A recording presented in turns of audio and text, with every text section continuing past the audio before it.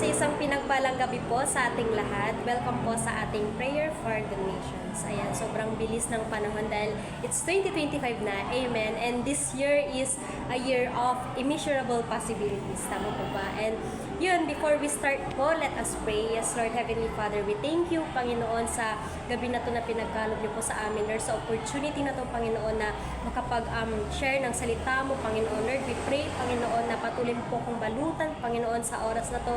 And Lord, patuloy mo po kong samahan hanggang sa matapos po ang pag-share po ng aking salita mo, Panginoon. We thank you and we glorify you. In Jesus' name, amen and amen. Ayan, so hindi na po tayo magpapaligoy-ligoy pa.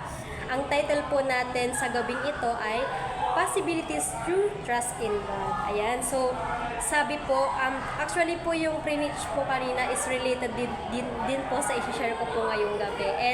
And ang galing lang dahil grabe, parang sa araw na to mas tumutugma, amen, yung binibigay na reminder ng Lord, tama. And yan, sabi po dito sa Ephesians 3 chapter 20, now all glory to God who is able through His mighty power at work within us to accomplish infinitely more than we might ask or think.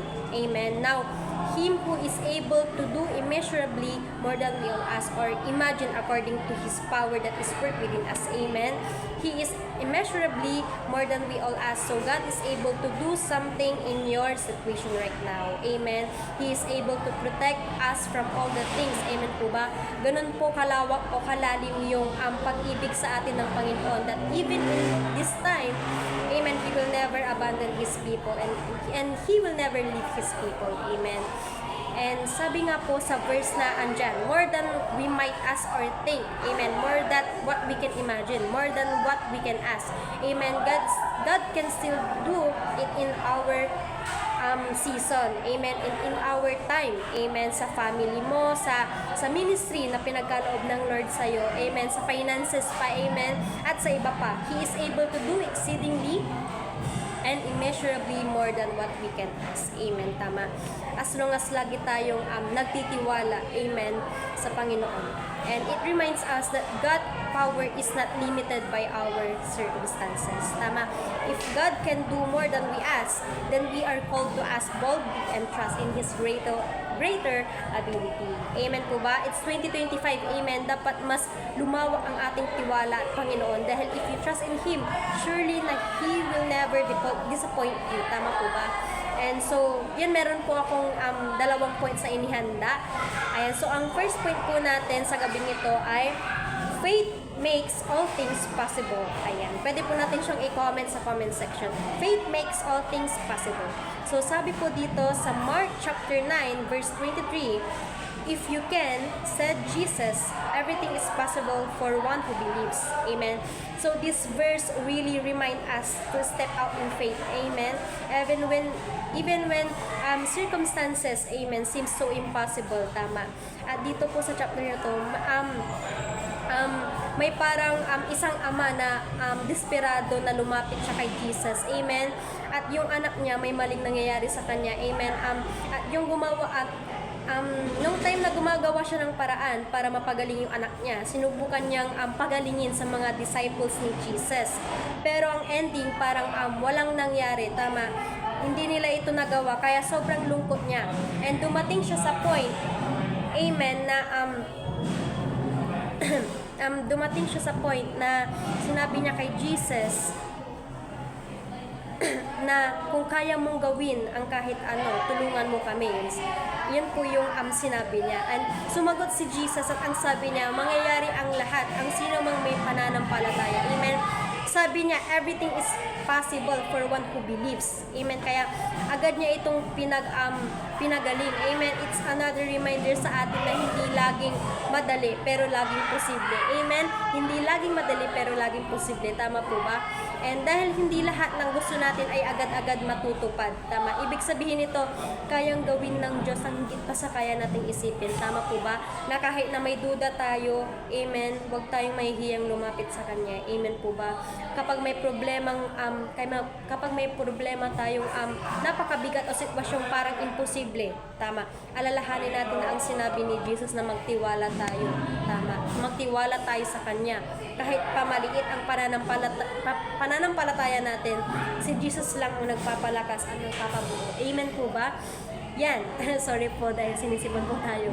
Ayan. So sabi po, trusting in Him is not just about seeing what we want come to pass, but allowing Him to exceed even our greatest hopes. Amen. No matter how difficult or challenging the situation may seem, Jesus reminds us that everything is possible. Amen. Kaya mga kapatid, sorry po. I want to encourage you na anuman ang problema pinagdadaanan mo o anumang sitwasyon na kinakaharap po natin. Amen. Kayang-kaya itong solusyonan ng Diyos. Tama. Basta lagi lang tayong magtiwala sa Kanya. Amen po ba? Dahil walang imposible sa Kanya. Tama po? Ayan. So, ang first point po natin is faith makes all things possible. At ang last point po natin, ang second point is God knows more than we can imagine. Amen. Katulad nga po sa Ephesians 3:20 na nasabi ko po kanina. It assures us that no matter how broken or hopeless or impossible as situations may appear, amen, God can redeem and restore it. Amen. Kung may mga times na nawawalan ka na ng pag-asa dahil sa mga nangyayari sa buhay mo, amen, dahil parang feeling mo parang wala na, amen, sa mga bawat nangyayari sa life po natin palagi po tayong pinaalalahanan ng Diyos na lahat ay hindi imposible at magiging posible. Amen.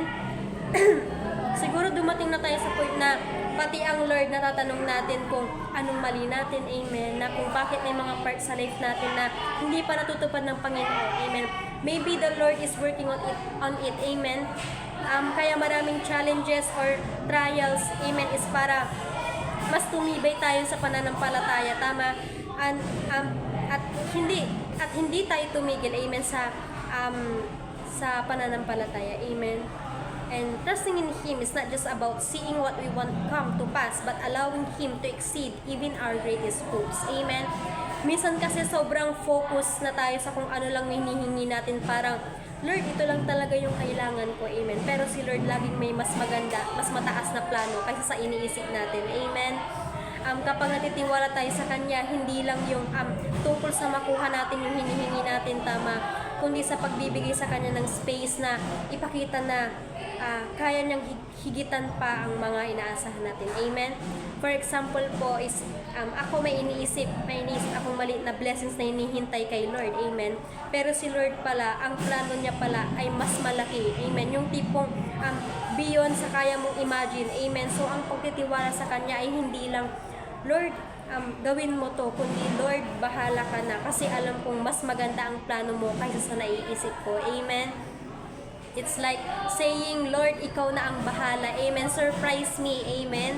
Kasi madalas ang surprises niya laging the best. Tama po? Lahat po ng mga surprise niya ay laging worth it at the best. Tama. Kaya sana wag tayong mawalan ng pag-asa dahil lahat ng ito ay worth it. Amen. Basta may Lord tayo sa puso natin. Tama po ba? Ayan. So sana hindi po tayo mabilis. So as for our conclusion, our faith in Him transforms what seems impossible into something achievable. Amen. May mga pagkakataon sa buhay na parang ang bigat ng problema, amen, o parang walang solusyon, di ba? Pero kapag naniniwala tayo kay Lord, binibigyan niya tayo ng lakas, amen, binibigyan niya tayo ng gabay. Tama? At paraan para malampasan po natin yon. Yung mga akala natin hindi po natin kaya, amen, nagiging kaya natin dahil kasama natin siya. Tama po. Yung mga imposible natin, nagiging posible. Amen. Kasi meron po tayong Diyos. Dahil po sa Kanya. Tama. Kaya I hope that this night, mga kapatid, really reminds you well, tama, na hindi ka nag-iisa, kundi kasama natin ang Diyos. Amen. So, yun lamang po. Naway, marami po tayong natutunan sa gabing ito. Ayan. To God be all the highest.